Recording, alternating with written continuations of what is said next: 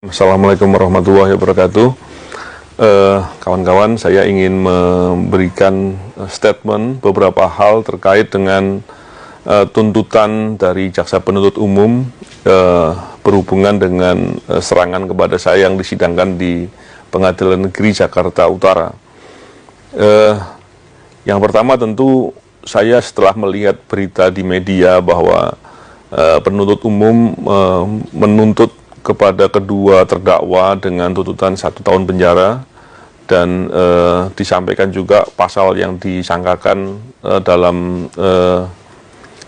tuntutan itu adalah pasal 353 ayat 2. Di sana saya yang pertama memang apa yang saya katakan sebelumnya bahwa ini banyak kejanggalan semakin memperlihatkan. Tentunya secara pribadi saya sejak awal serangan saya sudah pernah mengatakan bahwa saya tidak ingin serangan kepada saya ini mengganggu saya dalam berjuang memberantas korupsi ke depan. Oleh karena itu saya memilih jalan untuk bersabar dan tidak menuntut kepada siapapun. Walaupun demikian tentunya demi kepentingan penegakan hukum, kepentingan keadilan, kepentingan kemanusiaan, tentu menuntut agar siapapun penyerang itu harus diungkap adalah suatu hal yang wajib saya lakukan. Tapi bukan sekedar masalah dendam untuk membalas. Tapi belakangan ketika saya melihat proses penyidikan berjalan, proses di penuntutan yang diawali dengan dakwaan dibacakan di persidangan, hingga terakhir kemarin tuntutan disampaikan oleh jaksa penuntut, semakin meyakinkan kepada diri saya bahwa ada yang tidak beres di sana. Setiap proses dilakukan, saya bersama dengan tim kuasa hukum, koalisi sipil, menyampaikan kejanggalan-kejanggalan ke publik, agar ini bisa dipantau dan dilihat. Kenapa ini terus saya lakukan itu? Karena pada dasarnya saya meyakini dengan sejelas-jelasnya serangan ini bukan hanya serangan kepada diri saya, tapi serangan ini dilakukan karena saya melakukan tugas memberantas korupsi. Ini adalah upaya serangan kepada upaya pemberantasan korupsi yang luas, baik itu terhadap KPK maupun siapapun. Bahkan saya melihat upaya ini upaya untuk menakut-nakuti atau mengancam kepada orang yang berani dengan lugas, dengan tuntas untuk berjuang memberantas korupsi. Tentu ini tidak boleh dibiarkan. Saya melihat ini sebagai hal yang serius. Terkait dengan tadi yang saya katakan tuntutan yang disampaikan oleh jaksa penuntut 1 tahun penjara, ini tergambar sekali bahwa proses persidangan berjalan dengan aneh, berjalan dengan banyak kejanggalan dan lucu saya katakan. Kenapa? Kita bisa melihat serangan kepada saya ini serangan atau kalau mau dikonstruksikan sebagai suatu perbuatan penganiayaan yang paling tinggi levelnya. Penganiayaan yang direncanakan, penganiayaan yang dilakukan dengan berat menggunakan air keras, penganiayaan yang akibatnya luka berat, dan penganiayaan yang dilakukan dengan pemberatan. Ini level yang tertinggi. Bayangkan, perbuatan selevel itu, yang paling maksimal itu dituntut 1 tahun. Dan terkesan penuntut justru malah bertindak seperti penasihat hukum atau pembela dari terdakwa. Ini suatu hal yang tentu harus diprotes, harus dikritisi.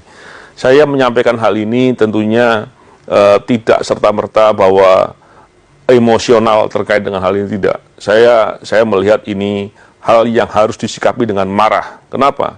Karena ketika keadilan diinjak-injak, norma-norma keadilan diabaikan, ini tergambar bahwa betapa hukum di negara kita nampak sekali compang-camping. Ini tentunya berbahaya sekali. Karena kita tahu bahwa penegakan hukum, membangun proses penegakan hukum di suatu negara, tanggung jawabnya ada di Bapak Presiden. Tentunya ketika potret penegakan hukum yang digambarkan dengan compang-camping ini, dengan asal-asalan begini, dengan sangat buruk begini, Ini tentunya membuat nama Bapak Presiden akan tampak sekali tidak baik. Oleh karena itu saya berharap tentunya hal ini tidak boleh dibiarkan. Yang pertama itu. Yang kedua, kalau pola-pola seperti ini tidak pernah dikritisi, tidak pernah diprotes dengan keras, dan kemudian Presiden juga membiarkan, saya sangat meyakini bahwa pola-pola demikian akan mudah atau banyak terjadi kepada masyarakat lainnya. Walaupun faktanya kita tahu bahwa banyak sekali masyarakat yang menjadi korban dari ketidakadilan, dari proses penegakan hukum yang bermasalah yang sudah terjadi. Tapi apakah kita mau abaikan? Apakah kita mau biarkan? Padahal apabila kita lihat penegakan hukum adalah faktor penting untuk kemajuan suatu bangsa. Kita melihat bagaimana upaya dari pemerintah untuk membangun di semua bidang. Bidang ekonomi, bidang politik, sosial, dan lain-lain. Tapi apabila penegakan hukumnya bermasalah, proses penegakan hukum, sistem penegakan hukum, dan bagaimana realisasi penegakan hukum di masyarakat itu ternyata bermasalah, maka kita sulit sekali untuk bermimpi sektor-sektor lain bisa menjadi baik. Dan ini faktor yang paling penting. Bahkan dalam proses upaya memberantas korupsi, masalah penegakan hukum itu menjadi hal yang penting sekali. Tentunya yang saya katakan ini hal yang hal yang komprehensif, hal yang lebih luas, dan saya berharap kita semua bisa melihat ini sebagai permasalahan. Sekali lagi, saya tidak hanya melihat ini dari kepentingan saya pribadi, tapi saya melihat ini sebagai kepentingan semua orang. Terutama karena serangan kepada saya ini adalah upaya untuk menyerang pemberantasan korupsi. Dan ini berbahaya. Bahkan kalau kita lihat di era-era belakangan ini, pemberantasan korupsi di Indonesia sedang menjadi masalah yang sangat luar biasa. Bahkan kita tahu dengan terang benderang upaya penghambatan, upaya penghadangan dilakukan dengan masif. Di tengah banyaknya potensi-potensi korupsi, bahkan perbuatan-perbuatan korupsi yang terjadi. Tentunya keprihatinan ini adalah keprihatinan kita semua, dan sekali lagi saya sangat prihatin dengan adanya proses persidangan yang sekarang sudah masuk di masa penuntutan yang berlangsung seperti itu. Keprihatinan ini bukan pertama kali, tapi sudah saya sampaikan berulang kali, dan ini sudah banyak kejanggalan-kejanggalan yang terjadi. Saya kira apakah ke depan situasi itu akan berubah, apakah kemudian prosesnya akan menjadi baik, bagi saya yang penting adalah saya tetap akan berikhtiar untuk berbuat. Saya akan melakukan protes-protes sebagaimana mestinya dengan cara-cara yang benar. Karena apabila nanti hal itu tidak terjadi, bagi saya telah melakukan apa yang harus saya lakukan. Dan apabila prosesnya putusan kemudian berjalan seperti keadaan sekarang, maka itulah potret dari penegakan hukum di Indonesia, dan ini harus menjadi keprihatinan kita semua. Bagi saya ingin mengajak semua kalangan masyarakat untuk bisa mengkritisi hal seperti ini, baik kasus ini maupun kasus-kasus lain yang menunjukkan ketidakadilan, menunjukkan suatu perbuatan yang menggambarkan potret penegakan hukum yang compang-camping.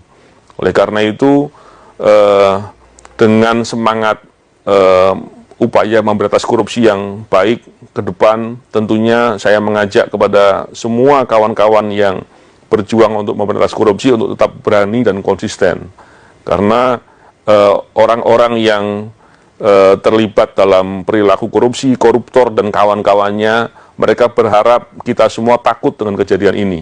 Kita semua menjadi melemah, dan kemudian mereka bisa dengan semaunya sendiri merampok dan menjarah uang rakyat, harta dari bangsa dan negara. Saya kira itu hal yang menjadi concern bagi saya, dan sekali lagi kejanggalan demi kejanggalan yang saya catat, saya umumkan ke media, kepada publik setiap waktu dan setiap tahap, itu semakin tergambar, dan ini semua saya minta untuk menjadi perhatian, dan kita menjadi catatan bagi kita semua.